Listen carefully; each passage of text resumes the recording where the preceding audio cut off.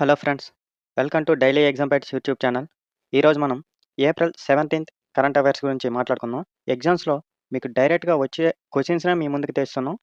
First question, Rajya Sabha ఉపాధ్యక్షుడిగా మూడోసారి నియమితులై చరిత్ర సృష్టించింది ఎవరు? కరెక్ట్ ఆన్సర్ చూసుకుంటే ఆప్షన్ బి హరివంశ్ నారాయణ్ సింగ్ అండి. హరివంశ్ నారాయణ్ సింగ్ రాజ్యసభ ఉపాధ్యక్షుడిగా మూడోసారి ఎటువంటి పోటీ లేకుండా ఎన్నికయ్యారండి. ఇదే మైలురాయిని సాధించిన తొలి వ్యక్తి అండి ఈయన. రాజ్యసభ తెలుసు కదండీ! పార్లమెంట్‌లో ఎగువ సభ అంటాం. అదే లోక్‌సభని పార్లమెంట్‌లో దిగువ సభ అంటామని. ఆయన గత పదవీ కాలం ఏప్రిల్ 9, 2026 ముగిసిందండి. మరియు ఈ పదవిని ఖాళీగా ఉండగా ఇప్పుడు తిరిగి భర్తీ చేయబడిందండి. ఓకేనా? సో, మన క్వెషన్ ఏంటండి? రాజ్యసభ ఉపాధ్యక్షుడిగా మూడోసారి నియమితులై చరిత్ర సృష్టించింది ఎవరు అంటే correct answer option B Harivansh Narayan Singh గారండి. అయితే ఈ మైలురాయిని సాధించిన తొలి వ్యక్తి అండి ఈయన. ఈయన రాజ్యసభ ఉపాధ్యక్షుడిగా మూడోసారి ఎటువంటి పోటీ లేకుండా ఎన్నికయ్యారండి. అయితే రాజ్యసభ పార్లమెంట్‌లో ఎగువ సభ అని అంటామని మీకు తెలుసు. అయితే ఈయన పదవీ కాలం ఏప్రిల్ 9, 2026 ముగిసిందండి. అయితే ఈ పదవిని మళ్ళీ తిరిగి ఆయనతోనే భర్తీ చేయబడిందండి. ఓకేనా? Next question. యూసీసీ తెలుసు కదండీ! యూనిఫార్మ్ సివిల్ కోడ్ అమలుకు హై లెవెల్ కమిటీ ఏర్పాటు చేయడానికి ఏ రాష్ట్ర ప్రభుత్వం ఆమోదం తెలిపింది అంటే కరెక్ట్ ఆన్సర్ చూడండి ఆప్షన్ సి ఛత్తీస్‌గఢ్ అండి. ఇటీవలే గుజరాత్ అసెంబ్లీ యూసీసీ బిల్ ఆమోదించిందండి. మీకు తెలుసు కదా! దానికి ముందు ఉత్తరాఖండ్ ఇప్పటికే యూసీసీ అమలు చేసిందండి. సో, ఈ 2 మీకు తెలుసు కదా! మనం ఆల్రెడీ ప్రీవియస్ వీడియోస్ కూడా మాట్లాడుకున్నాం. ఇప్పుడు ఛత్తీస్‌గఢ్ డ్రాఫ్టింగ్ ప్రక్రియను ప్రారంభించిందండి. యూనిఫార్మ్ సివిల్ కోడ్ ఆలోచన రాజ్యాంగంలోని ఏ ఆర్టికల్‌కండి? ఆర్టికల్ 44కి సంబంధించిందండి. Direct principle of state policy తెలుసు కదండీ! రాష్ట్ర నిర్దేశక నియమాలని తెలుగులో ఉంటుంది. అందులో ఉంది కదండీ! మీకు తెలుసు కదా ఆల్రెడీ. సో, ఇప్పుడు మన క్వెషన్ ఏంటంటే యూనిఫార్మ్ సివిల్ కోడ్ అమలుకు హై లెవెల్ కమిటీ ఏర్పాటు చేయడానికి ఏ రాష్ట్ర ప్రభుత్వం ఆమోదం తెలిపింది అంటే correct answer option C Chhattisgarh అండి. అయితే కొన్ని సంవత్సరాల క్రితమే ఉత్తరాఖండ్ ఇప్పటికే యూసీసీ అమలు చేసిందండి. అయితే ఇటీవల గుజరాత్ అసెంబ్లీ యూసీసీ బిల్‌ను ఆమోదించిందండి. అయితే ఇప్పుడు ఛత్తీస్‌గఢ్ డ్రాఫ్టింగ్ ప్రక్రియను ప్రారంభించిందండి. అయితే యూనిఫార్మ్ సివిల్ కోడ్ ఆలోచన రాజ్యాంగంలోని ఏ ఆర్టికల్ అండి? ఆర్టికల్ 44 గుర్తుంచుకోవాలి. Very important. ఆర్టికల్ 44కి సంబంధించిందండి. ఇది డైరెక్టివ్ ప్రిన్సిపల్ ఆఫ్ స్టేట్ పాలిసీలో ఉన్నాయండి. ఓకేనా? Next question. 2026 ఏప్రిల్ 27న భారత్ ఏ దేశంతో ఫ్రీ ట్రేడ్ అగ్రీమెంట్ కుదుర్చుకోనుంది అంటే కరెక్ట్ ఆన్సర్ చూడండి ఆప్షన్ ఏ న్యూజిలాండ్ అండి. ఈ ఒప్పందం ద్వైపాక్షిక వాణిజ్యాన్ని 5 సంవత్సరాల్లో $5 బిలియన్ వరకు పెంచడాన్ని లక్ష్యంగా పెట్టుకుందండి. 15 సంవత్సరాల్లో న్యూజిలాండ్ నుండి $20 బిలియన్ల పెట్టుబడులు వచ్చే అవకాశం ఉందండి. ఈ ఒప్పందం అక్టోబర్ 2026లో అమల్లోకి వచ్చే అవకాశం ఉందండి. సో, మనం గుర్తుంచుకోవాల్సింది ఏంటంటే 2026 ఏప్రిల్ 20న భారత్ ఏ దేశంతో ఫ్రీ ట్రేడ్ అగ్రీమెంట్ కుదుర్చుకోనుంది అంటే కరెక్ట్ ఆన్సర్ ఆప్షన్ ఏ న్యూజిలాండ్ అండి. ఈ ఒప్పందం ద్వైపాక్షిక వాణిజ్యాన్ని 5 సంవత్సరాల్లో $5 బిలియన్ల వరకు పెంచడాన్ని లక్ష్యంగా పెట్టుకుందండి. అయితే 15 సంవత్సరాల్లో న్యూజిలాండ్ నుండి $20 బిలియన్ల పెట్టుబడులు వచ్చే అవకాశం ఉంది. అయితే ఈ ఒప్పందం ఎప్పుడు అమల్లోకి వచ్చే అవకాశం ఉందంటే అక్టోబర్ 2026లో అమల్లోకి వచ్చే అవకాశం ఉందండి. ఓకేనా? Next question. ఏ క్రికెటర్లు ఏఐ కోచింగ్ ప్లాట్‌ఫామ్ కబోనీతో భాగస్వామ్యం కలిగి ఉన్నారు? Correct answer option A Sourav Ganguly మరియు షేన్ వాట్సన్ అండి. కబూని ఒక ఏఐ ఆధారిత క్రికెట్ కోచింగ్ ప్లాట్‌ఫామ్ అండి. సో, ఆ పేరు కూడా గుర్తుంచుకోవాలి మీరు. ఓకేనా? డేటా ఆధారిత ట్రైనింగ్ మరియు పనితీరు విశ్లేషణపై దృష్టి పెడుతుందండి ఇది. షేన్ వాట్సన్ ఏప్రిల్ 16, 2026న సూపర్ కోచ్‌గా నియమితులయ్యారండి. సౌరవ్ గంగూలీ నవంబర్ 2025లో గ్లోబల్ బ్రాండ్ అంబాసిడర్‌గా చేరారండి ఇందులో. సో, గుర్తుంచుకోవాలి. ఏదండి? ఏ క్రికెటర్లు ఏఐ కోచింగ్ ప్లాట్‌ఫామ్ ఏదండి? కబూనీతో భాగస్వామ్యం కలిగి ఉన్నారు అంటే correct answer option A Sourav Ganguly మరియు షేన్ వాట్సన్ అండి. అయితే ఈ కబూనీ ఏంటండి? ఒక ఏఐ ఆధారిత క్రికెట్ కోచింగ్ ప్లాట్‌ఫామ్ అండి. డేటా ఆధారిత ట్రైనింగ్ మరియు పనితీరు విశ్లేషణపై ఇక్కడ దృష్టి పెడుతుందండి ఇది. అయితే షేన్ వాట్సన్ ఏప్రిల్ 16, 2026న సూపర్ కోచ్‌గా నియమితులయ్యారు. సౌరవ్ గంగూలీ నవంబర్ 2025లో గ్లోబల్ బ్రాండ్ అంబాసిడర్‌గా చేరారండి. ఓకేనా? Next question. 2026లో ఇన్ఫోసిస్ గ్లోబల్ బ్రాండ్ అంబాసిడర్‌గా ఎవరు నియమితులయ్యారు? Correct answer option B Carlos Alcaraz అండి. కార్లస్ ఆల్కరాజ్ స్పెయిన్ దేశానికి చెందిన టెన్నిస్ క్రీడాకారుడండి. మీకు తెలుసు కదా ఆల్రెడీ. అయితే 7 సార్లు గ్రాండ్ స్లామ్ విజేత అండి ఇతను. ఇది కూడా మీకు తెలిసే ఉంటుంది. ఇన్ఫోసిస్ టాపర్స్ ఆధారంగా ఏఐ టూల్స్ ఉపయోగంపై దృష్టి అండి. డేటా ఆధారిత మ్యాథ్స్ స్ట్రాటజీ మరియు పనితీరు పెరుగుదల లక్ష్యం అండి. మన క్వశ్చన్ ఏంటంటే 2026లో ఇన్ఫోసిస్ గ్లోబల్ బ్రాండ్ అంబాసిడర్గా ఎవరు నియమితులయ్యారు అంటే correct answer option B Carlos Alcaraz అండి. ఎవరండి ఇతను అంటే స్పెయిన్ దేశానికి చెందిన టెన్నిస్ క్రీడాకారుడు అండి. 7 సార్లు గ్రాండ్ స్లామ్ విజేత కూడా ఇతను. అయితే ఇన్ఫోసిస్ టాప్ ఆధారంగా ఏఐ టూల్స్ ఉపయోగంపై దృష్టి అండి. డేటా ఆధారిత మ్యాథ్స్ స్ట్రాటజీ మరియు పనితీరు మెరుగుదలపై లక్ష్యం అండి. ఓకేనా. Next question. ఇటీవల వార్తల్లో కనిపించిన పోటోమాక్ నది ఏ దేశంలో ఉంది? కరెక్ట్ ఆన్సర్ ఆప్షన్ ఏ యునైటెడ్ స్టేట్స్ అండి. సో పేరు గుర్తుంచుకోవాలండి. పోటోమాక్ నది అండి అది ఏ దేశంలో ఉందంటే యునైటెడ్ స్టేట్స్. పోటోమాక్ నది 2026 సంవత్సరానికి అమెరికాలో అత్యంత ప్రమాదంలో ఉన్న నదిగా గుర్తించబడిందండి. ఇది west Virginia, Maryland, Virginia, Pennsylvania రాష్ట్రాల ద్వారా ప్రవహిస్తుందండి. అలాగే వాషింగ్టన్ డీసీ ప్రాంతంలో కూడా ప్రవహిస్తుందండి. సో మన క్వశ్చన్ ఏంటంటే ఇటీవల వార్తల్లో కనిపించిన పోటోమాక్ నది ఏ దేశంలో ఉంది అంటే కరెక్ట్ ఆన్సర్ ఆప్షన్ ఏ యునైటెడ్ స్టేట్స్ అండి. అయితే ఇప్పుడు ఇది ఎందుకు న్యూస్లోకి వచ్చిందంటే ఇది 2026 సంవత్సరానికి అమెరికాలో అత్యంత ప్రమాదంలో ఉన్న నదిగా గుర్తించబడిందండి. అయితే ఈ నది ఏ ప్రాంతాల గుండా ప్రవహిస్తుంది అంటే ఇది west Virginia, Maryland, Virginia, Pennsylvania రాష్ట్రాల ద్వారా ప్రవహిస్తుందండి. అలాగే వాషింగ్టన్ డీసీ ప్రాంతంలో కూడా ప్రవహిస్తుందండి ఇది. ఓకేనా. Next question. భారత్ ఇటీవల 13 టన్నుల బీసీజీ వ్యాక్సిన్ను ఏ దేశానికి పంపింది? కరెక్ట్ ఆన్సర్ చూసుకుంటే ఆప్షన్ డి ఆఫ్ఘనిస్తాన్ అండి. బీసీజీ వ్యాక్సిన్ ట్యూబర్క్యులోసిస్ నివారణకు ఉపయోగపడుతుందండి. అంటే టీబీ సింపుల్గా. జనవరిలో భారత్ కాబూల్కు 7.5 టన్నుల క్యాన్సర్ మందులు కూడా పంపిందండి అప్పుడు. ఏప్రిల్ 5న వరదలు మరియు భూకంప బాధితుల సహాయంగా హెచ్ఏడిఆర్ అంటే humanitarian assistance and disaster relief సామాగ్రి పంపిందండి. 2026-27 యూనియన్ బడ్జెట్లో ఆఫ్ఘనిస్తాన్ కోసం 150 కోట్లు కూడా కేటాయించారండి. సో ఇవన్నీ గుర్తుంచుకోవాలి. మనం ఇంతకుముందు మాట్లాడుకున్నాం, మళ్ళీ ఇప్పుడు గుర్తు చేస్తున్నాం. ఇప్పుడు మన క్వశ్చన్ ఏంటంటే భారత్ ఇటీవల ఎన్నండి ఆ నెంబర్ కూడా గుర్తుంచుకోండి. 13 టన్నుల ఏదండి బీసీజీ వ్యాక్సిన్ను ఏ దేశానికి పంపింది అంటే correct answer option D Afghanistan అండి.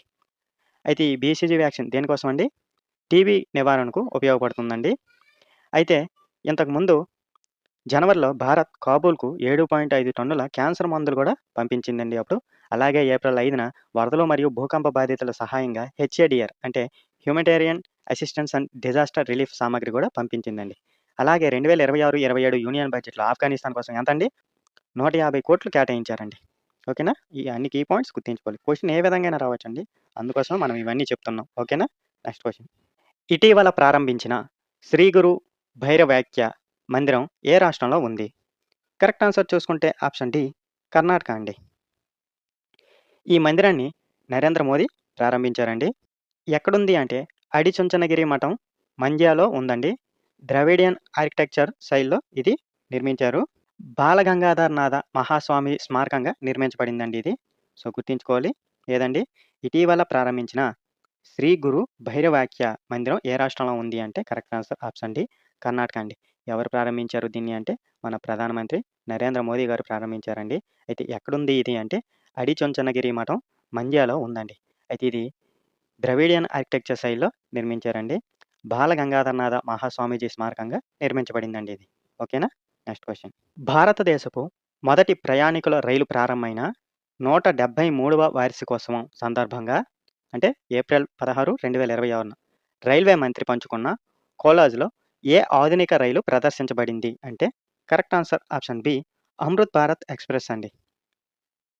అయితే ఇక్కడ మనం ఈ క్వశ్చన్లో కూడా కొన్ని అబ్జర్వ్ చేసుకుంటే ఇది భారతదేశపు మొదటి ప్రయాణికుల రైలు ప్రారంభమైన 173వ వార్షికోత్సవం అండి. అంటే ఫస్ట్ రైలు మనకి ఎప్పుడు ప్రారంభమైందో మీకు తెలుసు కదండి.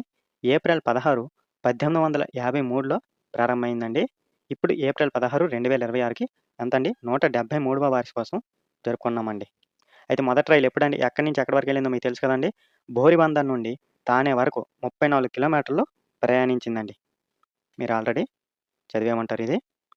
ఓకేనా. సో మన క్వశ్చన్ ఏంటంటే భారతదేశపు మొదటి ప్రయాణికుల రైలు ప్రారంభమైన ఎన్నదండి 173వ వార్షికోత్సవం సందర్భంగా రైల్వే మంత్రి పంచుకున్న కోలాజ్లో ఏ ఆధునిక రైలు ప్రదర్శించబడింది అంటే correct answer option B Amrit Bharat express అండి. అయితే మన మొదటి ప్రయాణికుల రైలు ఎప్పుడు ప్రారంభమైందండి?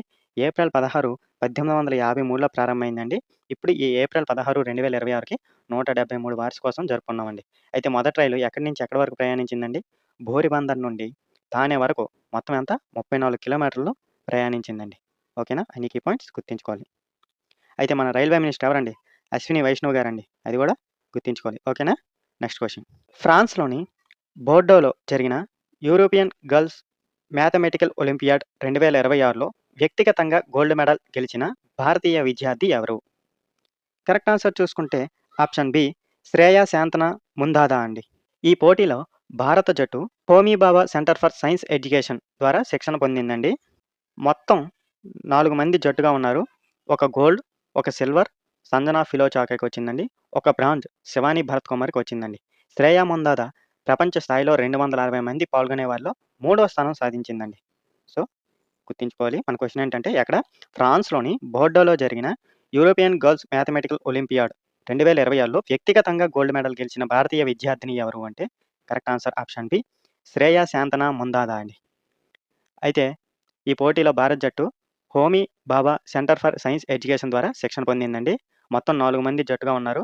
అయితే ఒక గోల్డ్ వచ్చిందండి. అలాగే ఒక సిల్వర్ సంజనా ఫిలోచాకకి, ఒక బ్రాంజ్ శివాని భరత్ కుమార్‌కి వచ్చిందండి. శ్రేయ ముందాద ప్రపంచ స్థాయిలో 260 మంది పాల్గొనే వారిలో 3వ స్థానం దక్కించుకుందండి. ఓకేనా? సో, గుర్తుంచుకోవాలి. Next question. టాటా సెమీకండక్టర్ తయారీ యూనిట్ ఎక్కడ ఏర్పాటు చేయబడుతుంది? కరెక్ట్ ఆన్సర్ చూసుకుంటే ఆప్షన్ డి ధొలేరా, గుజరాత్ అండి. ఈ ప్రాజెక్ట్ పెట్టుబడి ఎంతంటే 91,000 కోట్లండి. ఇది భారతదేశపు మొదటి pure play semiconductor fab unit అండి. సో, గుర్తుంచుకోవాలి. తైవాన్‌కు చెందిన పవర్ చిప్ సెమీకండక్టర్ మ్యానుఫ్యాక్చరింగ్ కార్పొరేషన్‌తో భాగస్వామ్యం అండి ఇది. సో, మన క్వెషన్ ఏంటంటే ఏదండి? టాటా సెమీకండక్టర్ తయారీ యూనిట్ ఎక్కడ ఏర్పాటు చేయబడుతుంది అంటే correct answer option D Dholera, Gujarat అండి. అయితే ఈ ప్రాజెక్ట్ పెట్టుబడి ఎంతంటే 91,000 కోట్లండి. ఇది భారతదేశపు మొదటి pure play semiconductor fab unit అండి. అయితే భాగస్వామ్యం ఎవరితో ఉందంటే తైవాన్‌కు చెందిన పవర్ చిప్ సెమీకండక్టర్ మ్యానుఫ్యాక్చరింగ్ కార్పొరేషన్‌తో భాగస్వామ్యం ఉందండి. ఓకేనా? Next question. భారత సైన్యం సముద్ర సాహస్ అనే తన మొదటి బ్లూ వాటర్ సెయిలింగ్ యాత్రను ఎక్కడ ప్రారంభించింది? కరెక్ట్ ఆన్సర్ చూసుకుంటే ఆప్షన్ డి ముంబై అండి. ఈ యాత్ర ఏప్రిల్ 13, 2026న ప్రారంభించబడిందండి. రెజిమెంట్ ఆఫ్ ఆర్టిలరీ 200 సంవత్సరాల వేడుకల్లో భాగంగా ప్రారంభించారండి. ఇది ఛత్రపతి శివాజీ మహారాజ్ సముద్ర వారసత్వానికి నివాళి అండి. ఇది 4 దశల ప్రయాణం అండి. ముంబై, విజయదుర్గ్, గోవా, ముంబై అండి. అయితే దీనికి నాయకత్వం ఎవరంటే కెప్టెన్ క్షితిజ్ నాయర్ అండి. అలాగే సుబేదార్ ప్రకాష్ ఫుండే అండి. సో, మన క్వెషన్ ఏంటంటే భారత సైన్యం ఆ పేరు గుర్తుంచుకోవాలండి. సముద్ర సాహస్ అనే తన మొదటి బ్లూ వాటర్ సెయిలింగ్ యాత్రను ఎక్కడ ప్రారంభించింది అంటే correct answer option D Mumbai అండి. అయితే ఇది ఎప్పుడు ప్రారంభించారు అంటే ఏప్రిల్ 13, 2026న ప్రారంభించబడిందండి. రెజిమెంట్ ఆఫ్ ఆర్టిలరీ 200 సంవత్సరాల వేడుకల్లో భాగంగా ప్రారంభించారు. ఇది ఛత్రపతి శివాజీ మహారాజ్ సముద్ర వారసత్వానికి నివాళి అండి. అయితే ఇది 4 దశల భాగంగా ప్రయాణం ఉందండి. ముంబై, విజయదుర్గ్, గోవా, ముంబై అండి. అయితే దీనికి నాయకత్వం కెప్టెన్ క్షితిజ్ నాయర్ అలాగే సుబేదార్ ప్రకాష్ ఫుండే ఉన్నారండి. ఓకేనా? Next question. అమెరికాలోని నార్థన్ మారియానా దీవుల్లో భారీ నష్టం కలిగించిన ఈ ఏడాది అత్యంత శక్తివంతమైన ఉష్ణమండల తుఫాన్ సూపర్ టైఫూన్ పేరు ఏమిటి? కరెక్ట్ ఆన్సర్ చూసుకుంటే ఆప్షన్ బి సూపర్ టైఫాన్ సిన్లాకు అండి. ఆ పేరు గుర్తుంచుకోండి. సిన్లాకు. ఈ తుఫాన్ కారణంగా వేలాది మంది విద్యుత్ మరియు నీటి సౌకర్యాలు లేకుండా పోయారండి. కొన్ని ప్రాంతాల్లో ఈ సౌకర్యాలు తిరిగి రావడానికి కొన్ని వారాలు పట్టే అవకాశం ఉంది. ఈ తుఫాన్ కేటగిరీ 5 స్థాయికి సమానంగా చేరుకుందండి. గరిష్ట గాలి వేగం సుమారు 295 కిలోమీటర్/అవర్‌గా ఉందండి. కనిష్ట కేంద్రపీడనం 890-896 మిల్లీబార్‌లు ఉందండి. సో, గుర్తుంచుకోవాలి. అమెరికాలోని నార్థన్ మారియానా దీవుల్లో భారీ నష్టం కలిగించిన ఈ ఏడాది అత్యంత శక్తివంతమైన ఉష్ణమండల తుఫాను సూపర్ టైఫూన్ పేరేమిటి అంటే సిన్లాకు అండి. అయితే ఈ తుఫాన్ కారణంగా వేలాది మంది విద్యుత్ మరియు నీటి సౌకర్యాలు లేకుండా పోయారండి. కొన్ని ప్రాంతాల్లో ఈ సౌకర్యాలు తిరిగి రావడానికి కొన్ని వారాలు పట్టే అవకాశం ఉంది. అయితే ఈ తుఫాన్ కేటగిరీ 5 స్థాయికి సమానంగా చేరుకుంది. గరిష్ట గాలి వేగం సుమారు 295 కిలోమీటర్/అవర్‌గా ఉంది. కనిష్ట కేంద్రపీడనం 890-896 మిల్లీబార్‌లుగా ఉందండి. ఓకేనా? Next question. ఇటీవల ఉత్తర కొరియా విజయవంతంగా పరీక్షించిన KN-23గా కూడా పిలువబడే స్వల్ప దూర బాలిస్టిక్ క్షిపణి పేరు ఏమిటి? కరెక్ట్ ఆన్సర్ చూసుకుంటే ఆప్షన్ బి హ్వాసాంగ్ 11GA అండి. ఈ క్షిపణి గరిష్టంగా 800-900 కిలోమీటర్ల వరకు ప్రయాణించగలదండి. ఇది ఒక సింగిల్ స్టేజ్ ఘనయంత్రం ఉపయోగించే స్వల్ప దూర బాలిస్టిక్ క్షిపణి అండి. ఓకేనా? సో, గుర్తుంచుకోవాలి. ఏదండి? ఉత్తర కొరియా విజయవంతంగా పరీక్షించిన KN-23గా కూడా పిలువబడే స్వల్ప దూర బాలిస్టిక్ క్షిపణి పేరు ఏమిటి అంటే correct answer option B Hwasong 11GA అండి. అయితే దీని రేంజ్ ఎంత అండి? 800-900 కిలోమీటర్ల వరకు ప్రయాణించగలదండి. ఇది ఒక సింగిల్ స్టేజ్ ఘనయంత్రం ఉపయోగించే స్వల్ప దూర బాలిస్టిక్ క్షిపణి అండి. ఓకేనా? Next question. Quiz of the day అండి. మనం ఆల్రెడీ ఈ క్వెషన్ గురించి డిస్కస్ చేసాం. ఆన్సర్ తెలిస్తే మీకు కింద కామెంట్‌లలో చెప్పండి. ఇటీవల వార్తల్లో కనిపించిన పోటోమాక్ నది ఏ దేశంలో ఉంది? కరెక్ట్ ఆన్సర్‌ని కామెంట్ రూపంలో తెలియజేయండి. ఈ వీడియో మీకు ఉపయోగపడితే లైక్ చేయండి. ఇలాంటి కరెంట్ అఫైర్స్ కోసం మా ఛానల్‌ని సబ్స్క్రైబ్ చేయండి. Thank you for watching.